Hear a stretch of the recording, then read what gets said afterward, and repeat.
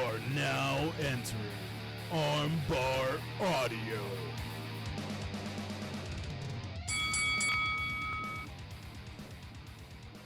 Hello, and welcome to another episode of Armbar Audio.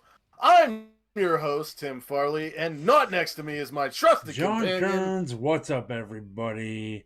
Welcome to the impromptu Armbar Audio Freestyle, which is also our Halloween special, only because of the day it's coming out. Which I didn't realize. But Tim's dressed as himself, and I'm the Magic Man. And speaking of magic, I got some tricks for you. Watch this. I just removed my hat. Tim can't see me. I just removed the hat, and inside, you will be amazed when I pull out the amazing thing that's in here. Oh my goodness. Boom. Magic tricks. Look at this. It is none other than, of course, What the hell is that? it's the Armbar Audio Plus Ultra t-shirt, which of course is available. I'm going to bring it up. Available, boom, right there at https://teespring.com/stores/armbar-audio. You can get this and a lot of awesome, cool stuff. We know it's a little bit early for Christmas, but if you've been watching the news, they're saying that everything's gonna run out. So hurry to our shop to purchase your best friend or significant other a sweet, sweet piece of swag from Armbar. Oh, yeah. And, of course, closer to the holiday, we will likely set up a sale. They have a way to do that. They have, like, holiday sale integration on the website. Fuck a sale, I'm Poe. Fuck a sale, I'm Poe. Fuck a sale, I'm Poe. Fuck a sale, I'm Poe. So, I'm going to remove this now and switch to my other hat so my headphones fit better. Oh. Yo, John, I was just looking at the side of your head, and I think that you should get the stuff in your head like Minoru Suzuki.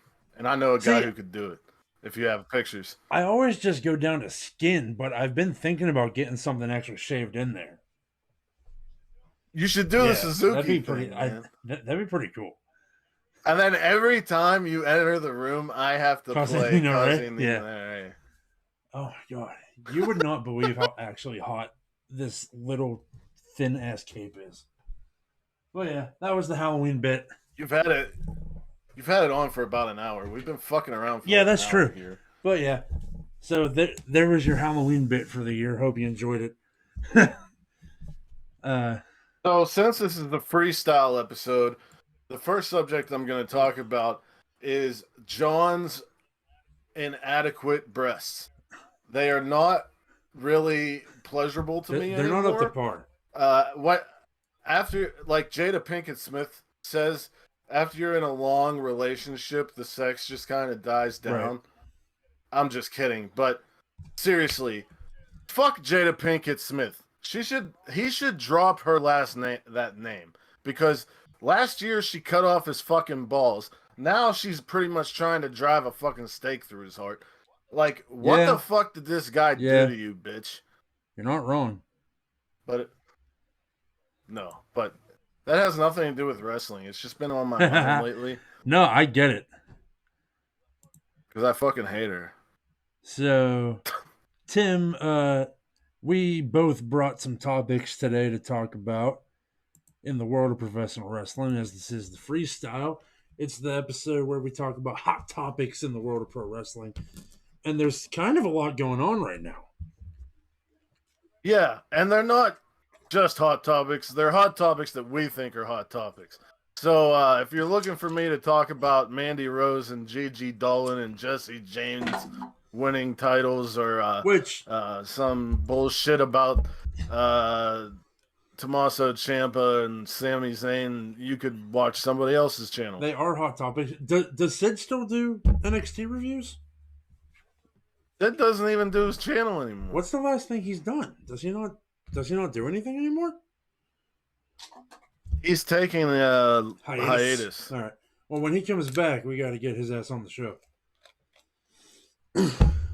Eh, That's our boy, man. I know, I'm fucking kidding. I only said that because I know he's gonna Exactly. listen. And there's Or so many watch. people that we want to get back on the show again, like Jargsky. Got to get Jargsky back on for something. Maybe when the fucking World Tag League starts coming up again. Try to get Jargsky on. Yeah. Something Japan related. That's his forte. Yeah. Yeah. We need to get that Warren Hayes rub again. Yeah, I was gonna say. That motherfucker is blowing up because of I was his gonna say woman. we need our favorite Canadians. He's always like, I got a great interview coming out, and I'm like, well, is it on your channel? And it's like, no, it's on Bell to Bells, which you Elder should Bells is definitely blowing check the out. fuck up, and I'm proud of them. I'm proud of Yeah, Kristen. absolutely. I'm proud of Warren too, getting the PWI rub as well. Good shit. Yeah, absolutely. Our friends are cool. Our friends are welcome cool. to this section of the show. It's called Our Friends Are Cool. Even though we only talked about 2 of them, we have other ones too. We got the White Hot Tag whatever. Podcast. They're rad dudes. You got and Tiff, the Pittsburgh Power Drive. You got Tifsky. Yeah, and then we got Spine on the Pine. Book it, Vince. You got Chris at Black Baymax 18. I don't know if he does a podcast, but he's a cool Twitter follow. No, he just does art. His art is fucking good, and though. And speaking of rules. art, J-Rock. J-Rock draws. J-Rock. Yeah. Dude, I found out. Now, this matters because I bought a drawing from J-Rock Draws of the Butcher. Yeah. Who is in one of my favorite bands of all time, Every Time I Die. Baby. And they just dropped a new album, John. And focusing. 2 of my favorite songs, my 2 favorite songs off the album, I found out today were both written by Andy. Nice. Yeah. Well, yeah. So that concludes the Our Friends Are Cool segment, which just kind of happened. But it's freestyle. Oh, it's also freestyle. Andy Williams is pretty much my friend, our friend. Andy Williams. He's retweeted me and talked to me on Twitter before, so that rules. Now, is that... Andy Williams is the Butcher. No, I couldn't tell if you're talking about the Butcher or the most wonderful time of the year guy. Or most wonderful what? time of the year guy. The Christmas song? It's the most wonderful time of the year. That person's called Andy Williams? Yeah. Oh. Dude, I don't know any Christmas song artists. There's a lot of... other than Luther Vandross and Mariah Carey. Like, all the old ones, I Bing just Crosby, assume... baby. That's what I'm saying. I was just about to say, the only name that I think of is Bing Crosby. Because... Yeah. Yeah. Oh. Well, you know I love the Christmas music. So you know. But you want to get into the shit? Yeah. Show's over. Go home. Show's over. Yeah, so first we're going to kick it off with a little bit of John? Noah. What are we a little bit of about? Japanese wrestling. A little bit of Puroresu. Talking about Noah. They got about a New big Japan. show. They got a big show this weekend called Demolition Stage. What is this? Demolition Stage, yes. In Fukuoka. The Junior Heavyweight Championship will be on the line when Hayata defends against member of Perros del Mal de Japón, Nosawa Rongai. Then the main event is the GHC Heavyweight Championship. Katsuhiko Nakajima's first defense against a legend who he has never beat in a singles match, Masato Tanaka. And I am looking forward to this match so bad because I love Nakajima and I love Tanaka. And this is Nakajima's second reign because he did the same exact thing last year where he won the tournament and then he won the title. But I have a feeling Noah's going to run with him for a while. Yeah. And one of the reasons I think that, John, is because David LaGreca of Busted Open did a small bonus episode, which was only like 15 minutes with an interview of him, and there was a translator. And the best thing that Nakajima said, the first question was, what is different and special about Noah? Why should people watch Noah? And his answer was me. Basically, Nakajima, I'm the reason you should be I'll watching tell you Noah. what, the little bit of Noah that I've watched, the things that have stood out to me the most are definitely Nakajima.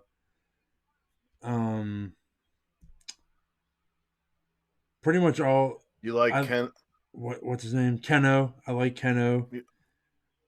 and you like Marufuji, Marufuji. yeah. And I really like the English commentator with the weird voice. He has a top hat. He probably does wear a top hat. He probably wears a full tuxedo. Dude, and a Probably- monocle. He probably wears the full tuxedo to the extent that he has a fucking cummerbund. That's a It fun is a word. fun word. Also in the in there they asked him when he fell in love with pro wrestling, and he said whenever I started it, which is kind of funny, but at the same time makes so much sense because the fucker started at age 15. That's amazing. But yeah, Nakajima has something to prove in this match, and Tanaka's resume speaks for itself. If you don't know who he is, shame on you. But this whole show's gonna roll because every big Noah show that I've seen this year has rolled, and I expect nothing less. Absolutely. So, hold on. I'm just making sure my ducks are in a row. Okay. We're going to move on from Noah to some New Japan action because they got a quite big show coming up as well. They have Power Struggle coming up. As it is not on the graphics, Tim, do you have a date for Power Struggle for me? It's the 6th of November. But we were going to talk about some other New Japan stuff first. Oh, are we going to talk about Okada first? Before Power Yeah, Struggle? and Ibushi. Yeah, yes. Okay. I don't have a picture for Ibushi. I So, feel stupid. But yeah. And the G1 finals, it was Ibushi for the 4th year in a row against Kazuchika Okada, and Okada won, and Ibushi got hurt. There has been a recent update, and I'm reading this from NewJapan1972.com. Yes. On October 21st G1 final, Kota Ibushi suffered an injury in the ring that led to the match being stopped. After treatment from ringside medical staff, he was taken for a thorough evaluation. The evaluation revealed a right anterior dislocation of the shoulder and joint lip damage.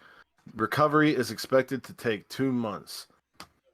So, we should see Ibushi at Wrestle Kingdom, is what they're pretty much saying. I think this update likely caused a sigh of relief to make its way throughout the New Japan fandom because a lot of people assumed that there was a full fracture or a full break involved. And knowing that he's just dealing with a dislocation is still not great, but way better than a break. I know that you don't watch football, John, but I'm pretty sure the Cleveland Browns quarterback Baker Mayfield has dislocated his shoulder twice since the season started, which is insane. Yeah. Like, it started like a month and a half ago, and like he's like, "No, I'm playing next week. It'll be fine." Like, what the fuck, dude? You're out of your brain. He's one of them big tough football players, man. Here, got throw football, you know, all that. Like meanwhile, none of them sound like that. I don't know why I give them that voice. Because we like Boomhauer. We do like Boomhauer. I'll tell you what, man. I like that dang old Boomhauer. But yeah, So, stemming from the G1, we have Okada emerging victorious in the G1 and having some choice words for one Mr. Tama Tonga, who Well, yeah, choice he had words choice words about a lot of shit. New Japan in Yeah. general. So, let's see. Load for me. Thank you. So, Okada addressed the media for the first time as the G1 Climax 31 winner on the 22nd of October. Video press conference less than 24 hours removed from a G1 final that ended with Kota Ibushi's arm injury in the Nippon Budokan. Chairman Sugabayashi was first to address the media. Talked about the G1 Climax, when it started, the runtime.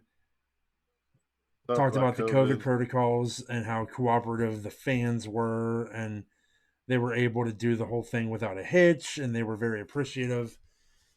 And talked about Ibushi's injury. And then when Okada took the stage, he basically is like, well, I was able to win G1 Climax 31. I want to take the time to thank the fans for all their support.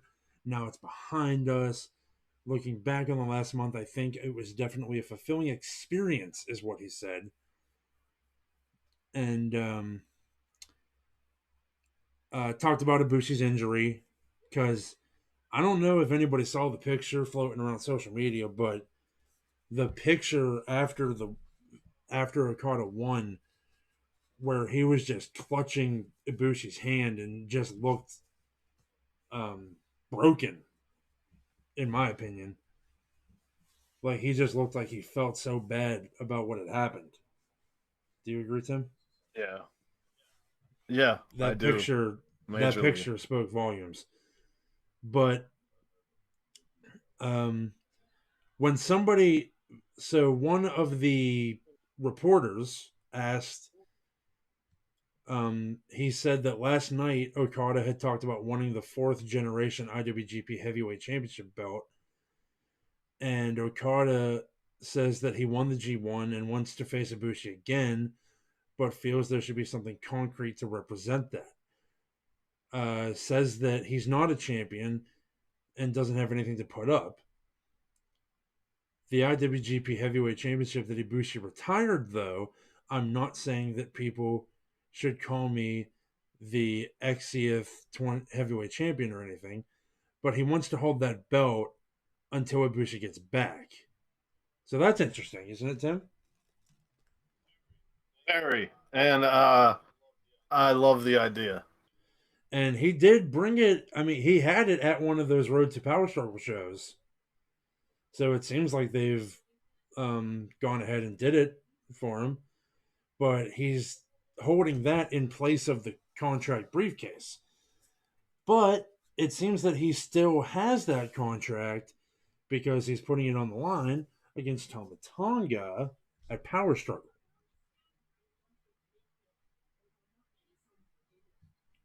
Is there anything else in there that you want to mention, Tim? Yeah. Okada said that there's usually a briefcase with a contract inside, but after the way things ended yesterday, I want to face Ibushi again.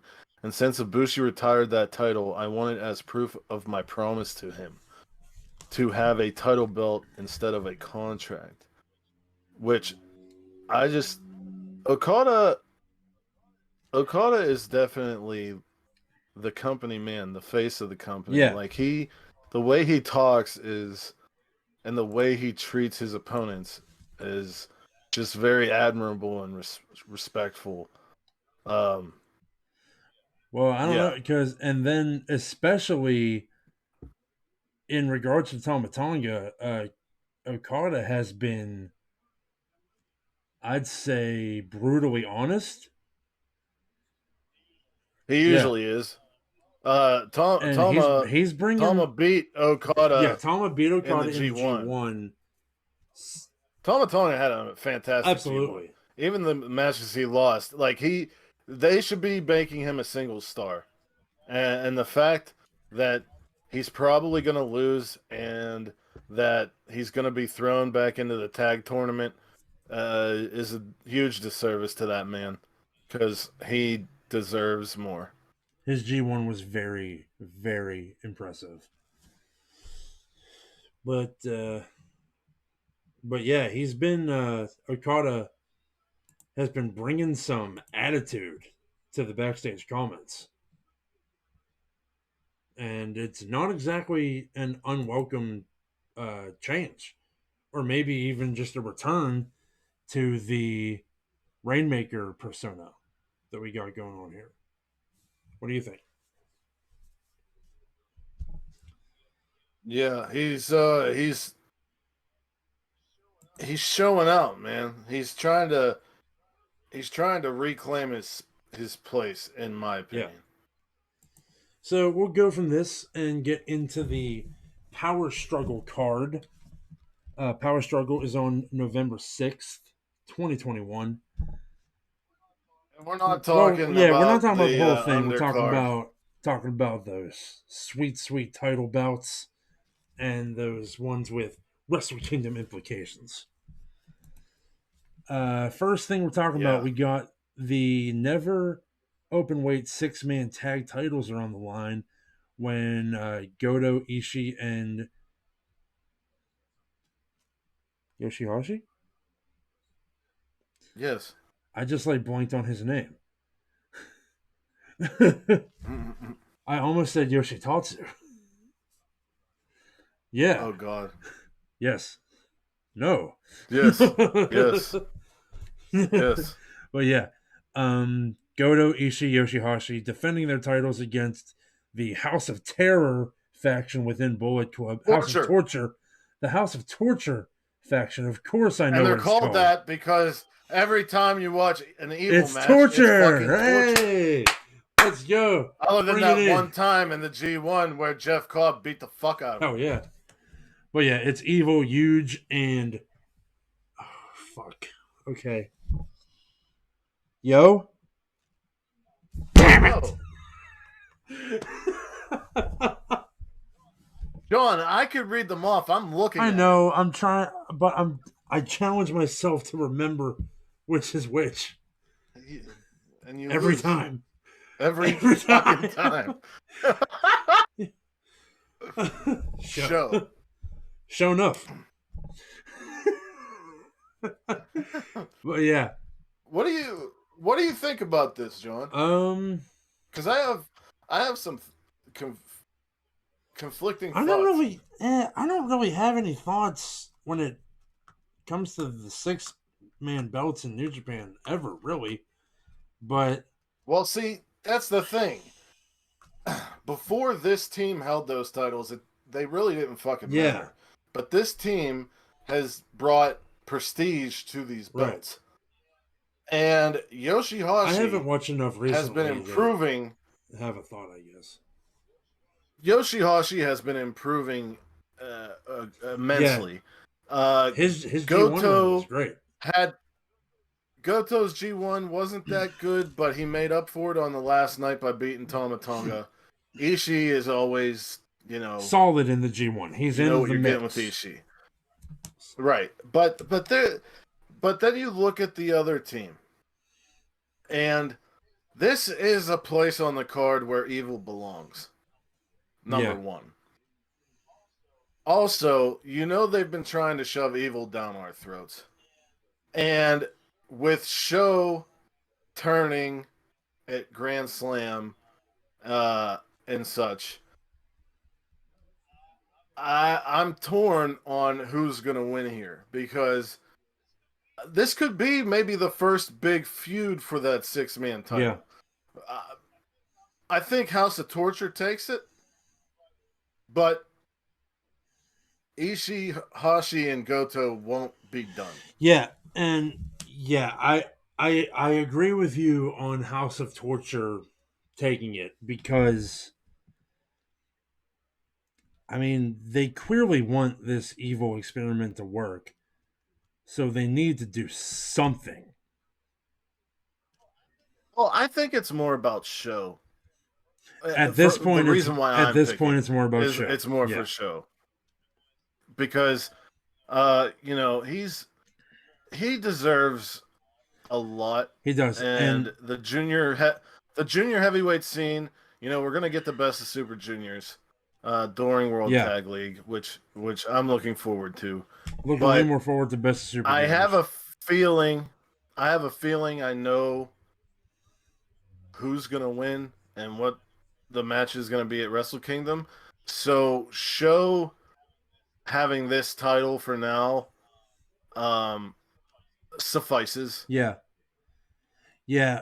And I totally agree with what you said. It's way more about show because for this double cross to work, you got to do something with show.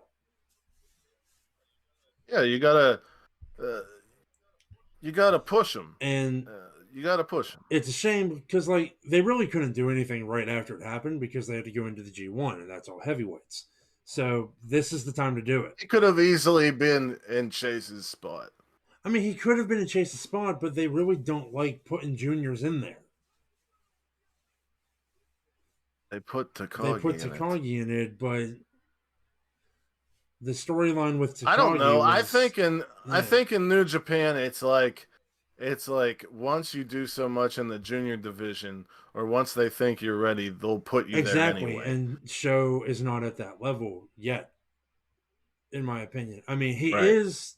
I love Sho, but if I'm Gato, I don't think he's in that spot yet. He's beaten Shingo before. Yeah. He was like the first person to beat Shingo, I believe. I could be wrong, but I don't know. But yeah, I don't know. But yeah, I think we're in agreement that House of Torture begrudgingly should win this match. All right. All right. What is Next we have the no time limit King of Pro Wrestling match between Toru Yano and the Great Okan. And right now you can vote. Okan wants a kiss my boot or foot match because, you know, that's like his gimmick. And Yano wants an amateur wrestling match. And I think that is super interesting. Extremely. Because Yano and Okan have amateur wrestling background. And I'd love to see something out of Yano aside from tape and shenanigans. So we're going to pick it right here on the podcast. We have to be in agreement. Are we picking A or B? Yano or Great Okan? Yano. Yano's rules. Yeah. Oh, and that is winning by a healthy margin. Yeah. Because people want to see wrestling. Oh, yeah. All right, let's get rid of that. And get rid of that. And who do I think is going to win? Yano, dude. It really doesn't matter. Because here's the thing. Whether if Okan wins, Yano is going to get it back. It's Yano's to hold forever. So even if he loses it for a second, he's going to get it back. It's literally the Yano title. So, yeah. Yeah. Boom. Moving on. Talking about that junior heavyweight title scene. We're talking about Robbie Eagles defending against Suzuki-gun's El Desperado. So last year, when Hiromu got injured, El Desperado got the title, and he did very well. And when Hiromu came back, he wanted to test himself against Hiromu, not only because he was the champion, but he had never beat Hiromu. And it was a blood feud, and Hiromu beat El Desperado. But then Hiromu came back and challenged Eagles for the title, and Eagles beat Hiromu. Desperado came out and told Eagles that he would put the junior heavyweight tag titles on the line if he gives him a shot at the junior heavyweight belt, which they agreed. Recently, Tiger Mask and Robbie Eagles dethroned Kanemaru and Desperado. So going into this match, Robbie Eagles has a lot of momentum. I think something's going to happen. Not like, I don't know if Desperado wins here. I don't know if it's a screwy finish, but I'm saying at Wrestle Kingdom it's going to be a triple threat between Desperado, Eagles, and Hiromu. Because you have all these elements with all three of them. So the winner of Best of Super Juniors is either going to be the person who loses this match or Hiromu Takahashi. Ooh. That's good shit. That's good. But I'm going to pick...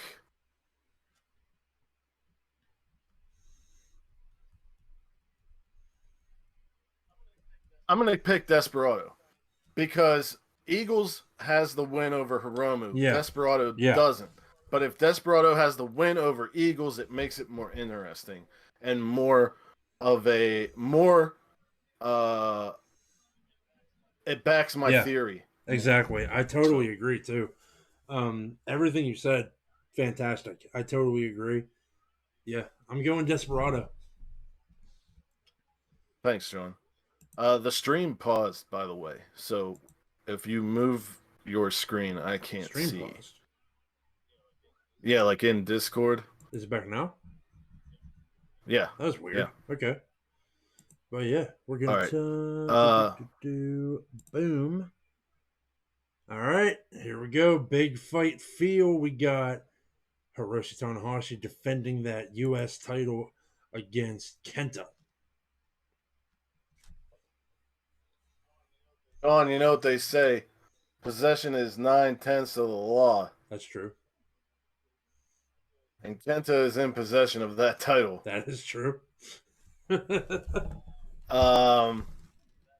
That being said, Tanahashi holds it until John Moxley can challenge him. So yeah. Unfortunately, unfortunately for Kenta, I should say, that's pretty much. Yeah, I mean that's it.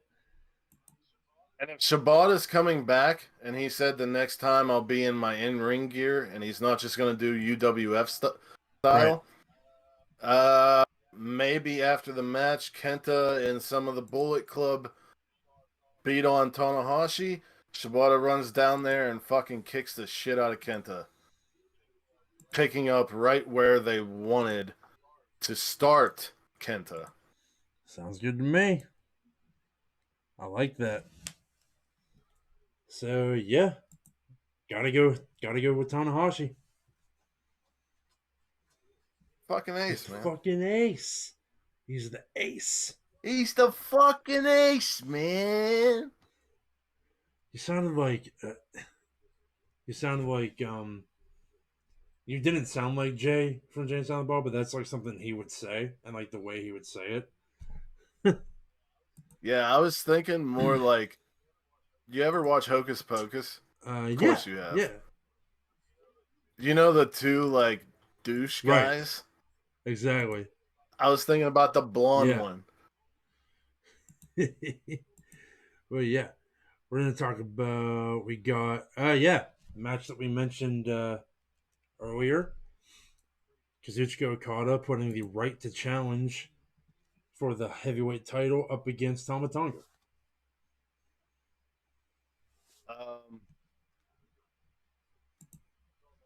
John, why don't you talk first? So we talked about all of Okada's comments and talked about the fact that Tama Tonga defeated him in the G1 in one of the best matches of the G1, in my opinion. And I think, but for this match, I think I gotta go Okada because I want to see what happens when Okada gets in there with Shingo. I'm also going Okada, but we don't know if Shingo's still the champion by Wrestle Kingdom. They usually always are, but we have to say if he's the champion by then. Well, Wrestle Kingdom is 3 nights. The past 2 years, it's been 2 nights. Last year, they did the whole Gold Rush thing with Ospreay holding the one belt, Shingo having the other, and Okada inserting the old belt, there's going to be a whole lot of fucking stuff going on. So it's not hard to imagine when it comes to Wrestle Kingdom, Tama Tonga being in that picture. But I'm going Okada, and I'm also going to say this, John. Aaron Hanare has come back. Yeah. Aaron Hanare is from New Zealand. I'm expecting the firing squad to beat down Okada after the match. And what I mean by that is I'm expecting a return of Bad Luck Fale. Yes. It would certainly inject some excitement into Power Struggle. He was looking for you earlier. He was standing at the door. Oh, we got some kitty talk. Baby. Yeah. Where's he at? He I don't know. Brianna just came home and I don't know where he is. I think he's under my feet, maybe. He's been like jumping up in the background every so often. What the actual fuck? It's a small room, but he makes it a jungle. Brianna, you have the door open, which means he could just run out there at any goddamn point. Anyway, so I'm leaving that in, by the way, because that was cute. Yeah, why not? Who cares? It's freestyle, baby. Man. Freestyle means we don't have to do real work. No, we have a lot of stuff to cover here. Shingo is putting his title on the line against a guy that had an amazing, the best G1 run, in my opinion. Well, I don't know about Zack the best Sabre G1 Jr. run. I think him and Jeff Cobb are kind of tied in that category. Yeah, but really, in terms of results, at Cobb's block, there's the boy. If you look at but if you look at Cobb's block, I mean, his only challenge was Okada for real. Oh, there's the boy. That's my son Obsidian, and my sister Brianna. If any of these are GOONIVERSE viewers, they'll recognize Brianna. Right. So anyway, Zack Sabre Jr. tapped Shingo out. Don't think Takagi's going to allow it to happen again. But I'm very happy to see Sabre in the main event of a big New Japan show. Absolutely. I'm very excited because you know how I felt after the G1 final. I've changed my opinion. Absolutely fucking deflated. Yeah. I've changed my opinion since then because all this interesting stuff and all these moving parts are going on, and Shibata's back. So, yeah. But yeah, this match is going to be fucking killer. Shingo should be out for revenge. So he's going to be bringing that Rampage Dragon. You took the words out of my mouth. Yeah. The submission machine that is Zack Sabre Jr., the anaconda that is Zack Sabre Jr., will be overrun by the Rampage Dragon.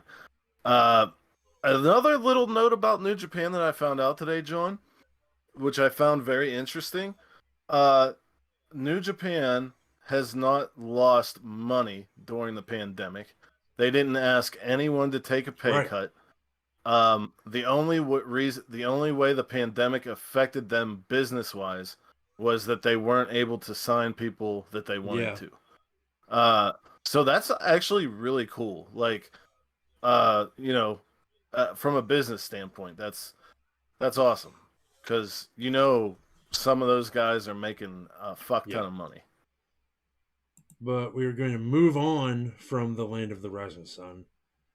And we're going to talk about some Jacksonville news. Because we got two pretty cool tournaments going on in AEW right now, don't we, Tim? We sure as shit do. And are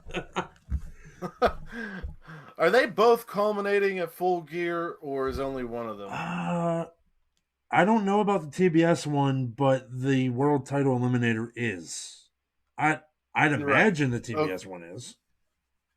I hope it is. All right, so which one do you want to talk about first? And throw up that graphic for me. Oh, so yeah, I yeah, could, yeah, yeah. Sorry. Got the, That's all good. It's all good, man. There's a lot of stuff going on. And no, we're both kind of gooned at the moment. I feel amazing. So do I. AEW. That's why we're gooned. All right, we got World Title Eliminator Tournament. Right. So Hold the on. first matchups were Orange Cassidy against How do I do Hobbs. this? Orange Cassidy went over. Oh shit! And I kind of disagree We cash in Hobbs. I do too. with that move. Too. I feel like the coming off of the CM Punk match, Hobbs could have at least went over Cassidy, and Cassidy wouldn't have lost any steam.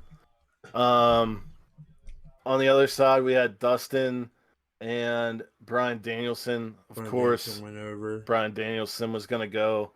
Archer and Kingston was awesome, but I don't know the status of Lance Archer, but I was kind of scared whenever he did that moonsault and landed on his head. I feel like with Archer, I'm approaching the Archer situation with a no news is good news mindset. If we haven't heard anything, he's probably all right. Probably just got shook a little bit. Likely had a mild concussion. Man, do you realize how many companies Lance Archer has worked for? I know he's worked for TNA/Impact. He's worked for WWE. He's worked for New Japan. He's working in AEW now. He's worked in like every major company. And I'd imagine he's had spots in Ring of Honor. Maybe. I don't know, but like he started off in original TNA. Yeah. And like, is he one of the only that's worked everywhere? It's just like wild. Is he one of the only ones that's worked everywhere? I don't know if he's worked everywhere. Well, everywhere meaning. I mean, if we're everywhere meaning New Japan, AEW, WWE, and TNA/Impact. Christian, but Christian never had the New Japan run. I don't think. Did he not? Was he ever in New Japan, Christian? Well, whenever TNA was playing around with New Japan, he had a match against people. I don't know. I don't know about the timeline because I know Hardy was on that card. The Dudleys were on that card. Angle was on that card. I don't think Cage had come yet. But yeah. So Eddie won. Then we had Preston Vance, number 10, against Moxley. And Moxley is just on. Moxley's on some new bullshit. Yeah. Instead of, he has a new child at home, and he's worried about. That's his only care. So instead of a logical human being who would retire, he said, "I'm coming for you before you come for me. And you're not going to hurt me. You're not going to take me out." So he has just been murdering fools. And luckily, Preston Vance got some offense in, but Moxley destroyed him. Match looked good. I mean, he ripped the mask. Yeah. He bit his face. He bloodied him. But luckily, he didn't take him out for 3 months. Preston was bleeding like fucking crazy. Yeah. Preston Vance... should roll with the broken mask from now on. He's a good-looking guy, and out of all of the Dark Order members, he's the one that I could see them pushing as a singles star because they're kind of already doing that. But I mean, farther down the line. So that sets up the night we are recording this, we saw Bryan Danielson against Eddie Kingston open Rampage. And people stood up and clapped and cheered in the middle of the fucking match.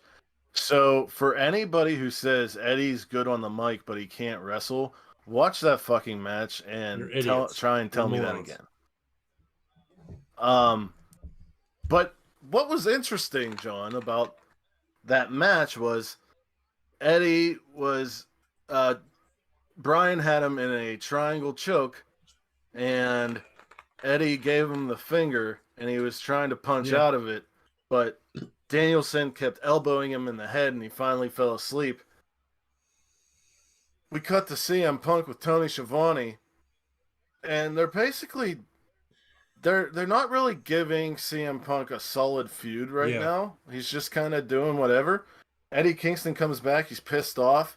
He starts talking shit for no reason to Punk, and Punk said, "Do you want to go to sleep again? I just saw what happened." And then like Ruby and some other people pushed Kingston out of the way. So I'm very excited for that to happen, John. But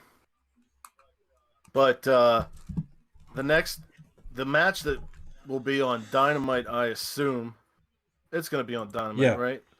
Is Moxley and Orange Cassidy, and I feel bad for Orange Cassidy, because he is not going to have the time to be comedic or play mind games, however you want to look at it.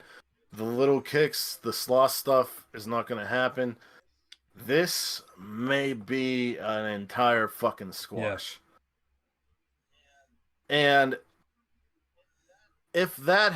when that happens, John, we're going to get Moxley and Danielson.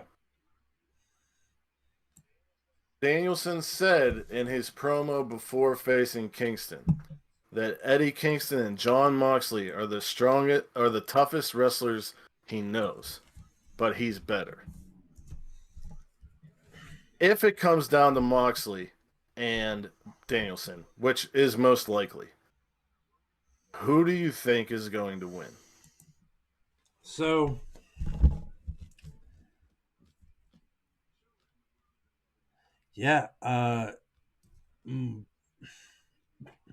Danielson has been undefeated since arriving in AEW. I will counter that with Moxley made a promo, I believe the night after Double or Nothing, and he said all of these people just think they can come in here and have a career when I came in the beginning and this and that. So there's an interesting thing going there. Keep going though. But Moxley is on a different level right now, dude. Like, I don't know how else to describe it than scary. Here's the thing. If it comes down to Danielson and Moxley, whoever wins is going to wrestle Omega or Page. So let's say Danielson wins. If he faces Omega, they put on a match of the year candidate earlier this year. It'll be good. It'll continue a story. If Danielson faces Page, it will give Page so much to learn, to grow from, and it will be a big deal for Page to give Danielson his first loss. On the other hand, if Jon Moxley wins and he goes up against Page, the same thing can be said. And also, Moxley is a former champion. Whereas Page would be holding the title. Alternately, if it's Moxley against Omega, there's a lot there, man. There is a lot there. Kenny Omega basically cheated him out of his world championship. So when it comes time to actually pick predictions for that show, I don't know what I'm gonna say. I think I know what I'm gonna say for the title match. I don't know what I'm gonna say for the Eliminator. Right. But I think it speaks volumes that there are nothing but good scenarios with any way this can go. Any outcome. Yeah. Exactly. Exactly. It's just It's awesome. the booking in AEW is just so goddamn clean. You know what I mean? Like, and not all of it has flaws, but specifically where the world title is concerned, it's amazing. I agree. But So yeah, they yeah, introduced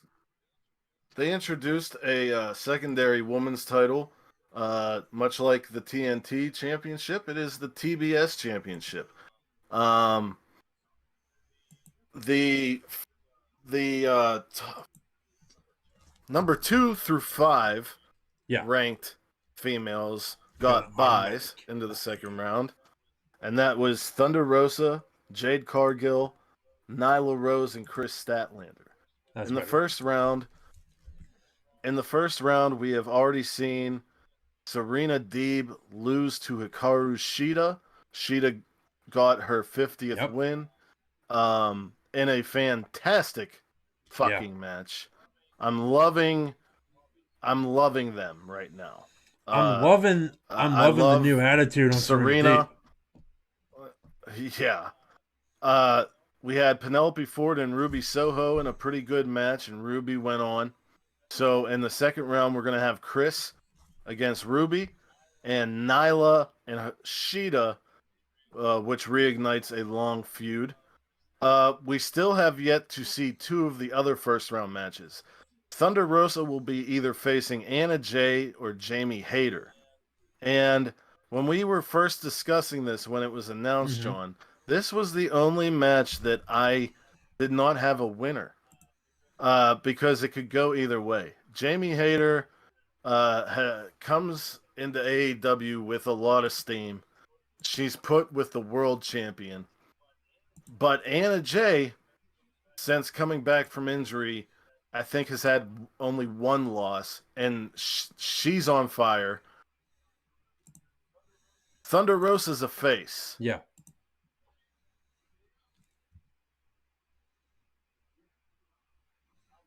I'm thinking Hayter wins with help, because Rebel and Britt will be there, or at least Rebel. Because if they put Rosa and Anna Jay against each other, it's gonna be like super hard to pick. I don't know. Who do you think's gonna go over there? In what one did you say? I'm trying to look at it. Anna Jay and Jamie Hayter. Anna Jay and Jamie Hayter. I am gonna go with Anna Jay. Yeah, I mean, honestly, like, I don't know. This is the only one of the first round matches that I had no clue, and I still I'm gonna go with it. And the reason I'm gonna go with Anna Jay is because she's coming out of the gate. She's coming out of the gate hot, off a big return. Jamie Hayter is trying to establish herself as basically Britt Baker's hater. So I could see them giving this to Jamie Hayter, but the reason I could if they see give it to them Jamie giving Hayter, it to Anna Jay, if they give it to Jamie Hayter, there's going to be fuckery. Yeah. See, the one reason I could see them going with Anna Jay is because Anna Jay is greener than Jamie. Jamie's been in the game longer. Jamie's wrestled in Stardom. She's held titles in Stardom and in the UK in Rev Pro. Anna Jay could get a lot of knowledge and whatnot out of Thunder Rosa. Yeah. But let's go on to the other match that hasn't happened. The Bunny versus Red Velvet. And the winner here will go on to face Jade Cargill. This is a no-brainer. Red Velvet wins and loses to Jade. Jade goes to the semis. Yep. Jade goes to the semis against Thunder Rosa. Now looking at the second round down below, we got Nyla and Sheeta and Chris and Ruby. I'm gonna go with Sheeta and Ruby. Yeah, Shada and Ruby. I'm in total agreement with Shada and Ruby, even though it breaks my heart because I would love Chris Statlander to be the first holder of the TBS title. I agree. I think the first holder of the TBS title comes down to Jade Cargill and Ruby Soho. I totally agree, and in that scenario, I think it's going to go to Jade. I don't know because Ruby got pushed to a title match right away, but which AEW doesn't usually do. Now, Jade is someone they are trying to establish. Ruby has been in the game, and Tony Khan knows probably everything about her career because Tony Khan, from what wrestlers say on AEW Unrestricted, Tony Khan is probably the biggest wrestling nerd on the planet. He could say, give it to Ruby because Ruby deserves it. Or he could say, we're trying to establish Jade as a major player. Give it to her. If you want to establish Jade Cargill, you need to give her this title. It needs to happen now because if it doesn't happen now, people are going to stop giving a fuck about her altogether. And you can't have... So you think it's a Braun Strowman type Strowman situation? And I think you can't have everybody stay undefeated. You can't have every new signee stay undefeated for this long. Well, isn't Jade undefeated? That's what I'm saying. Yeah. Ruby's undefeated. Jade's undefeated. Brian's undefeated. Punk's undefeated. Yeah, but Jade's the one. Jade isn't a new signee. Yeah. I know. So, yeah. I think I'm going to agree with you, John. I think the first ever TBS champion is going to be Jade Cargill. And it's either going to push her to new heights or she's going to flop. And if she flops, they'll get it off of her right away. I don't think she's going to flop at all. I'm just saying. It's one of the Jade Cargill's going to be the first TBS champion because she's that bitch. All right. Impact. What's next? Impact is next. Boy, oh boy. And this is your territory, so I'm going to throw it to my good friend Tim Farley. Absolutely. I don't have anything for Impact. Thick. You have a picture of Moose or whatever. Yeah. I don't need notes. I can talk. Go for it. Yeah. Bound for Glory was I would give it an A. Yeah. Every match pretty much ruled. Even the Violent by Design versus Heath match, and then Rhino coming and saving Heath, leaving Violent by Design was fun. The Gauntlet match was fun. We saw the Iconics debut and win the female tag titles, Impact Knockouts Tag Team Championships. Oh, the Inspiration. The Inspiration. Yeah. Thank you, John. And I am super over the moon about upset. that. I didn't remember what they were called now. I'm super over the moon about that because I love them both, but not having Jessica McKay on TV is crime against humanity. Is slanderous. Yeah. The X Division title scene right now fucking rules. Steve Macklin is showing things that he had never shown in NXT. El Phantasma was great, and Trey Miguel is Spider-Man. You can't tell me anything. He's Miles Morales. He won, and on the episode after this week's episode of Impact was very solid as well. and it opened with Trey putting the title on the line against Rocky Ooh. Romero. And I'm very hot and cold with Rocky Romero, but this may have been the best Rocky Romero match I've ever seen. But going back to Bound for Glory, Mickie James dethroned Deonna Purrazzo about 33 days before Purrazzo would have broken Taya Valkyrie's record. Cool move, Yeah. you know.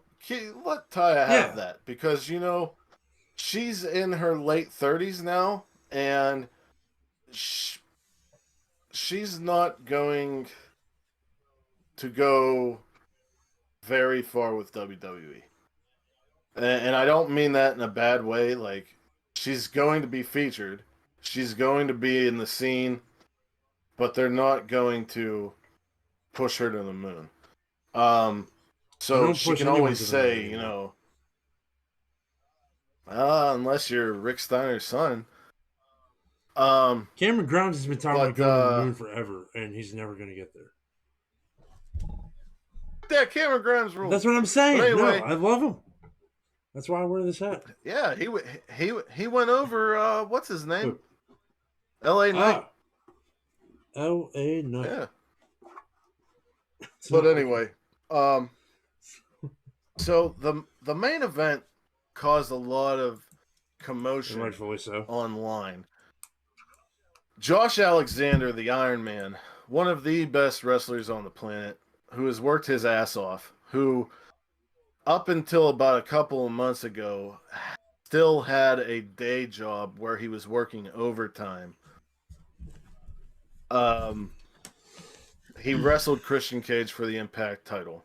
In a fantastic match, he won. His son, who was old enough to be there, was there along with his wife. They come in, they hug, celebrate. Now, the Call Your Shot Gauntlet match winner was Moose.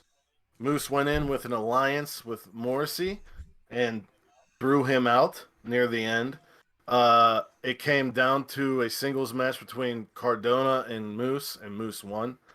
Moose came down, cashed it in, as you would say, and while the child and the wife were still in the ring, Brian Hebner let it go. And in one spear, everything that Alexander had sacrificed and worked for was out of his hands as soon as it got into him. Now, a lot of people were pissed. And a lot of people weren't pissed. I can understand both sides. But I'm on the not pissed side. And here's why. Moose's career in Impact Wrestling has always been on the up. And it's always been, can Moose be a champion? Can he get the job done? Moose adopted a malicious, malevolent side, and all of that, turning on people and using people got him to his goal. He has major heat right now. And when it eventually happens, when Alexander defeats him, Alexander's going to be so over that I don't even know if Alexander would have thought he'd be. Yeah. So, on Impact this week, Moose came down to address the crowd. Eddie Edwards came down because he was eliminated by Moose, and they have a long history. The security broke it up. Moose cut amazing promo, putting over the Impact Championship and him as the champion. And he mentioned he didn't care how elite you are. He doesn't care what tribe you are chief of. He doesn't care if you're the boss, you're the man, you're a woman, you're a king, you're a queen. He doesn't care about what day of the week you wrestle on. You can add a new day to the week and it still wouldn't matter. I am the best champion right now because I have this. And that was the best fucking promo I've heard from Moose and possibly anyone in Impact for a long time.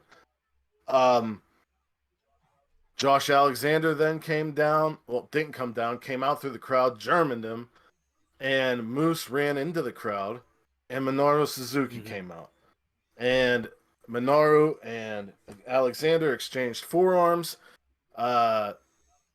Alexander broke out of the sleeper.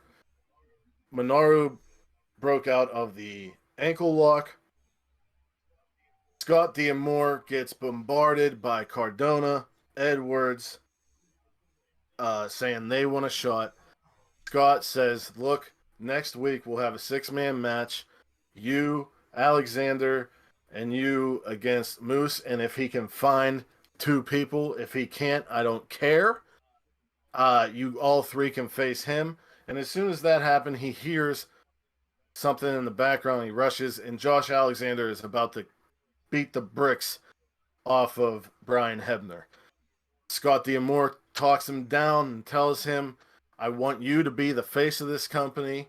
You are the face of this company, but you have to think about not throwing everything away. And he agreed that what Brian Hebner did was wrong, but he can't take it back. So we have a lot going on there, and I'm here for it. I love it. Impact from Bound for Glory and this past week's Impact, I think I might start watching regularly again. Because they have a lot of good stuff, and they might be getting other good stuff, huh, John? Yeah, they will.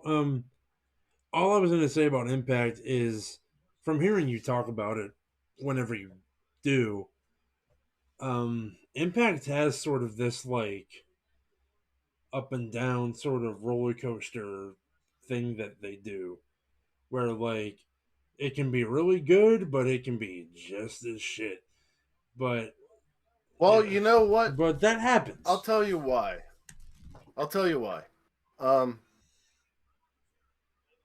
They always put titles and faith in people who left.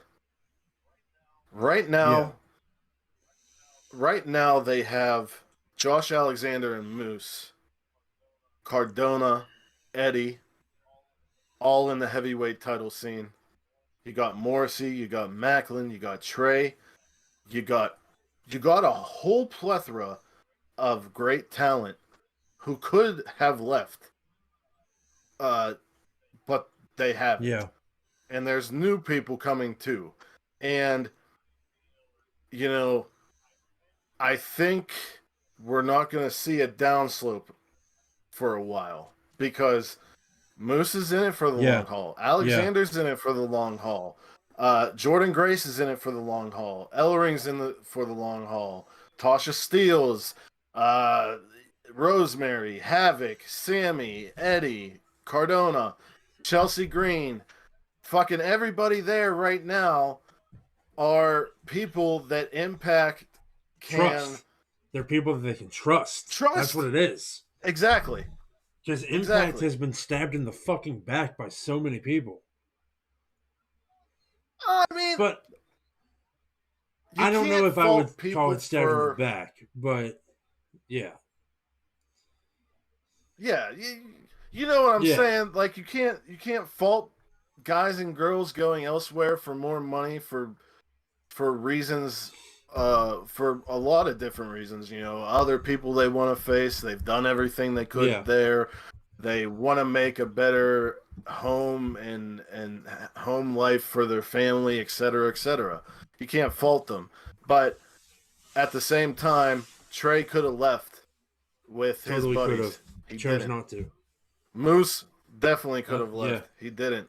Alexander could probably leave, but I just feel like Impact is still kind of struggling to recover from the Bischoff, Hogan, and Dixie Carter era. No, we did a show in our early days of Armbar Audio. Second Coming of Impact. About the Second Coming of Impact. And the reason why it wasn't the second coming, and we were wrong, was because you had guys who are now in AEW pulling a lot of viewers in. And the roster that they have now, like you said earlier, are people that Impact can trust. Yeah. And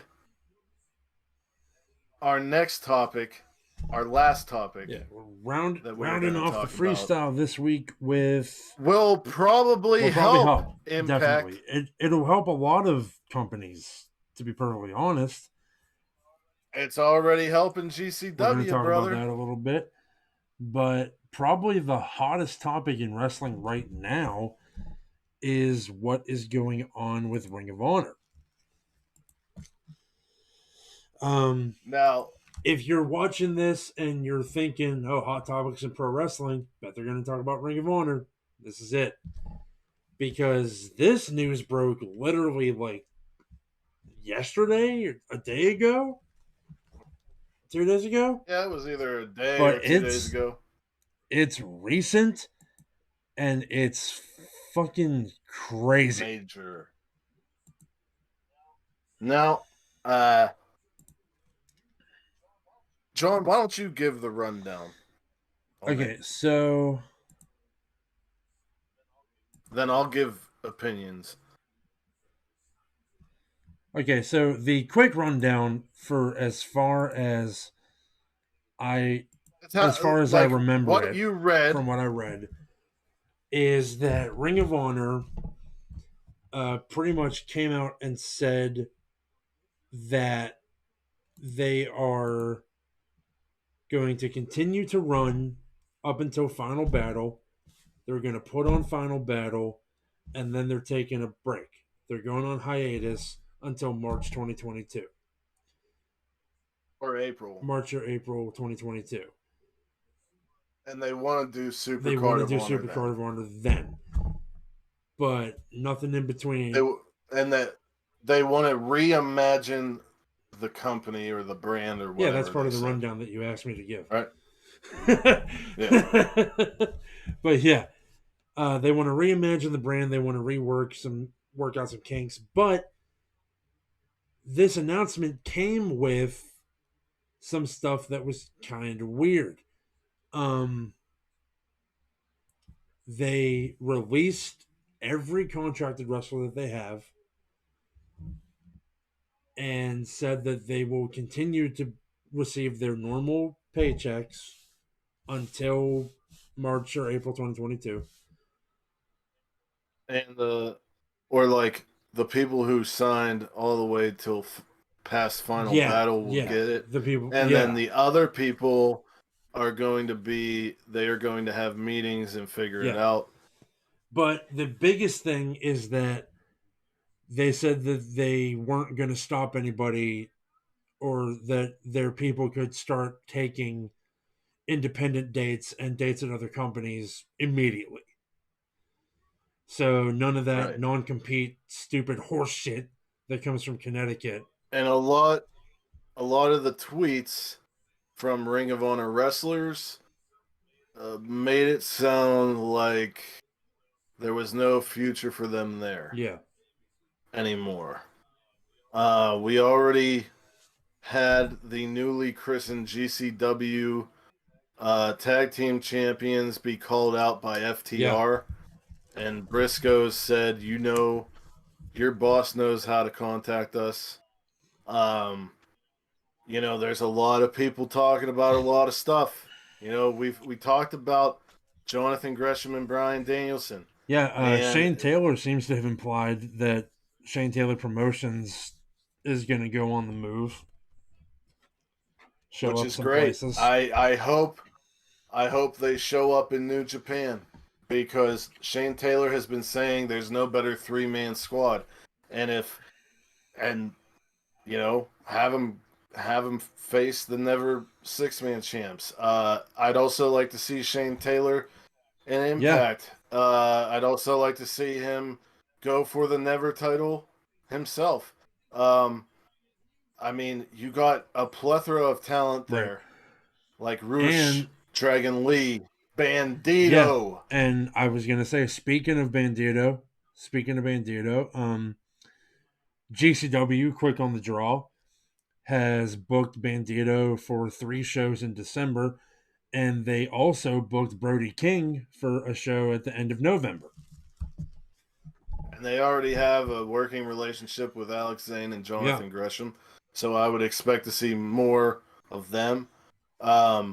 I know Alex Zane worked a little bit for Impact recently. I think he was in one of the Triple Threat X Division matches. I think it was the one that El Phantasmo won. But everybody's saying a lot of different stuff. They're saying that it's because of a lot of mismanagement. A lot of people are going to All In and the MSG show. People are saying that the Madison Square Garden show was only good because of New Japan and the ROH matches didn't do anything for them, and that Bully Ray was a shit booker, and the whole Enzo cast thing was terrible. They went back to All In, saying that if they would have treated the Bucks and Cody better, maybe AEW wouldn't have come to fruition. And the problem is one of the problems are Sinclair Broadcasting did not share the same vision as Joe Koff. And Ring of Honor has always been a special promotion that would continually change the landscape of wrestling. Right. And since Sinclair got them, it had not felt that way. It felt like a good wrestling product, but they didn't advertise much. They didn't do a lot of marketing. The pandemic hurt them really bad because live shows is what they thrived on. And I told you when I went to the most recent Ring of Honor show that I went to was at the tail end of 2019. And that was before the pandemic even really got bad. And the attendance at that show was insanely low. Yeah, dismal. Yeah. And the thing is, Ring of Honor hasn't been itself for a long time. When they came back from the pandemic, they did the pure. They brought back the pure championship and did the tournament. That was exciting. The women's division was exciting under Maria Kanellis. They have so much talent. Bandito is great. Lee, Brody King, Matt Taven. Yeah, you go on and on. It's not like they were hurting for talent. They were hurting in the other departments. I feel like Sinclair just felt like Ring of Honor was a filler for television spots and nothing else.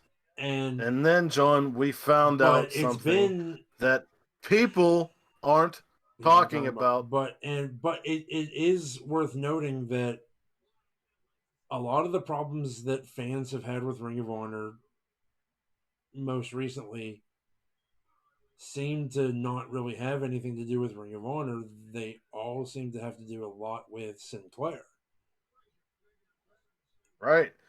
And we found some information that nobody is talking about for some reason, but probably has a huge factor to play here because Fightful said that Sports Illustrated reported that there's conflicting reports right now. Brian Alvarez says it's not happening. A lot of other places are saying it is happening. About them selling Sinclair the is library? Supposedly trying to sell their library, which is from 2012 on, for more than what it's worth. And I tend to not believe Alvarez. I believe the other people because of what you are going to talk about right now. So, Sinclair Broadcast Group. This is from ABC This is from News. ABC News. On October 16th, 2021, so not very long ago, and not very long before this Ring of Honor stuff has begun to happen. Sinclair Broadcast Group identified and began to investigate and take steps to contain a potential security incident. On October 17th, 2021, the company identified that certain servers and workstations in its environment were encrypted with ransomware, and that certain office and operational networks were disrupted. Data also was taken from the company's network. The company is working to determine what information the data contained and will take other actions as appropriate based on its review. This event has caused and may continue to cause disruption to parts of the company's business, including certain aspects of its provision of local advertisements by its local broadcast stations on behalf of its customers. The company is working diligently to restore operations quickly and securely. So basically, Sinclair Broadcast Group is rapidly, at an alarming, terrifying rate, losing a fuck ton of money. Right. This Ring of Honor problem, I don't believe has to do with Ring of Honor. And the people saying that Ring of Honor is dead, don't believe that shit. Ring of Honor will come back somehow, some way, somewhere. It may look a little different, may feel a little different, but these things happen. Look at TNA Impact. Right. How many times did we think they were going to die? Like so, Phoenix. So, like, it's not all doom and gloom. Right. Instead, look on the positive side. Look at the potential matchups you'll be able to see. Yeah, these people are still going to get work. They're still going to get paid. I mean, FTR already called out the Briscoes.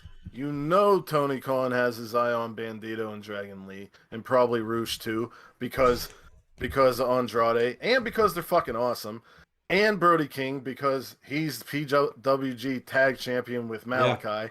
Yeah. You know, there's a lot of people who can go a lot of places and help until if ROH Tony comes back. Now, they released everyone though. They fully released everyone.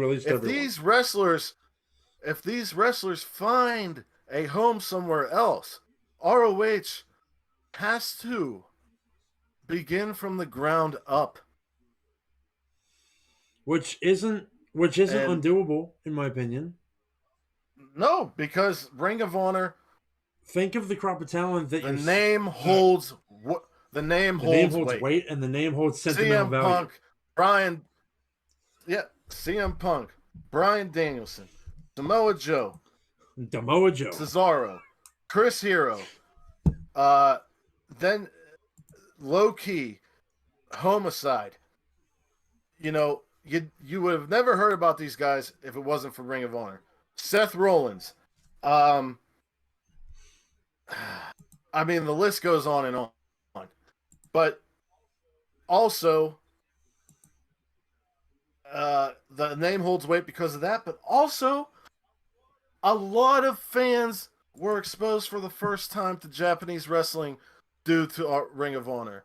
Before they played around with New Japan, they had a lot of working relationship with Noah. One of the best, if not the best match in ROH history was a faction match of Dragon Gate wrestlers. Ring of Honor was a pioneering company when wrestling needed a pioneering company. When WWE had no more competition and was putting money on big buff dudes, Ring of Honor said, let's bring wrestling back. Let's do this. Let's do that. And you cannot destroy that. You can never destroy that. People will always respect and remember ROH. And that reason alone is why it's not going to die. Right. It's going to be revived. I believe Ring of Honor when they say that it will be. The problem all lies in who's got their hand over the company. Right. Now, Joff loves wrestling. He's a different vision than Sinclair ever did, but he's also an executive at Sinclair. So, are we going to have to wait for Sinclair to get their shit together to ROH? Or is Sinclair going to be in such a bad spot to where they're going to have to sell ROH altogether? I'll say this. If the tape library goes anywhere, it's going to AEW. Yeah. 2 reasons. Khan has way more money than Vince. And Tony Khan, Tony Khan is chomping at the bit to create a fucking streaming service. Yeah. Bang. Tony Schiavone just said that he thinks by the end of 2022 there's going to be a streaming service. Tony Khan has talked about a streaming service. And Tony Khan has very publicly had issues with the people that stream their pay-per-views now. Right. So, if the tape library is sold, even though it's not the glory days of Ring of Honor, also Tony Khan has incentive to buy it because even though he owns the name, I believe, of All In, he does not own the footage. Ring of Honor does. Now, if the company gets sold, hopefully it's to someone who gives a shit. Hopefully it's to a Billy Corgan or a Tony Khan. I'm not saying them. I'm saying people who are like that. The name can't die. You can't. Maybe. Maybe Brett. Maybe Don Callis and Scott D'Amore. Who knows? I don't know. But all I'm saying is keep your eye on Sinclair because that's where you're going to find the answers and the clues to what's going to happen with Ring of Honor. Especially if you're a person that's into stocks at all, keep an eye on the Sinclair stocks. Yeah. So, but next week, I think we should do. Let's see. Let me look at my calendar. I want to talk about something really quick because next week we might just take a break because we've got a big thing coming up next week, Tim. Oh yeah, we should take that week off because I'm looking at. Yeah. I'm looking at the week of November. There's no real big shows that I've in my calendar. So, yeah. Tell them what's up. So, you are involved in this as well, which I'm very excited about. So, I want you to talk about it a little bit as well. But let me introduce it then. Let me a week from today. A week from today. Well, I'm not gonna start like that. Actually, start however you want. John. John is my best friend,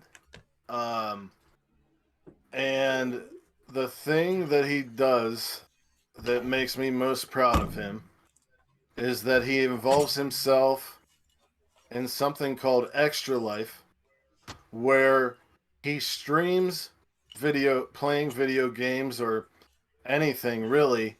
He streams for 24 hours straight and raises money for children's hospitals. This makes me very proud of him, like I said. And this year, along with some of our friends who you may have seen on the GOONIVERSE, his cousins, I will be involved. All of us are going to get together and have a great day, and we're going to raise money for sick kids. Yep. And the details come from John, but I'm very happy to be a part of it because sick kids is one of the biggest tragedies in the especially world, right now, in my opinion. because we're still Like we're still living in a pandemic that could have ended over 6 months ago because of yeah, but But even with- without that, just like learning Neither here nor about there. child cancer, like a child should never. There should never be cancer in a child. There should but children it shouldn't happens. Cancer goes into dogs. live. It goes into it gets everybody. No, I know that. I'm Yeah. just saying personally, like that. That's really hard for me to accept. It's one of those. And I don't have It's kids. one of those very cruel, very relentless facts of life. But I'm gonna throw it to the graphic. We'll talk over it. But yeah. So yes, it's gonna be November 6th, 2021. We're gonna start it around 10 a.m. Eastern Standard Time is when I want to try to start it up. But yeah, 10 a.m. Saturday to 10 a.m. Sunday, November 6th, November 7th. Full 24, 25 really, because daylight savings time is ending that night. It's going to be basically 24 hours of chaos, 24 hours of hilarity, entertainment, video games, challenges. We have a wheel of punishments that will be spun for donation amounts. Yeah. It's going to involve us eating gross stuff or touching gross stuff or something. I don't have all the details worked out yet. Yeah, but there's a lot of ideas being thrown about by like 5 crazy people. So, but yeah, it's good times for a good cause. So yeah, the money that we raise is going to be going to UPMC Children's Hospital of Pittsburgh. If you are interested in raising money yourself, you can just go to extra-life.org. Signing up is so easy. Tim can do it. True. But yeah, please tune in. Donate if you can. If you can't donate, totally fine. Totally understandable. The financial world is in absolute ruins. But if you can't donate, spread the word. Share it on social media. Share it by word of mouth. Talk to your friends about it. It's gonna be John. I think we should do the stream here because that's where we've been promoting it. Here on Armbar Audio. Yeah, because that's where we've been promoting. And that's where we have the most reach, to be perfectly honest. Yeah. So, disregard. I mean, we'll probably still call it GOONIVERSE Gaming because that's the affiliation that it has. Yeah. But it's going to be on this channel. Hell, we could even put it on both channels, probably. I'm sure there's a way to do it. But yeah. Probably. So channel link for the GOONIVERSE will be in the description. That's where some stuff will go up, but most of the stuff will be here. So, like I said, tune in, donate if you can. If you can't donate, spread the word. We're going to be incessantly reminding you that this is coming up throughout the week on social media. So, yeah, thank you guys so much. Thank you for listening to this show. I really have been enjoying doing these freestyles. Yeah. Me too. Wherever you are in the world, whether it's morning, noon, or night, you have a great one, and peace and love to all of you. John, bring it in. Bang! Too sweet me. Brother!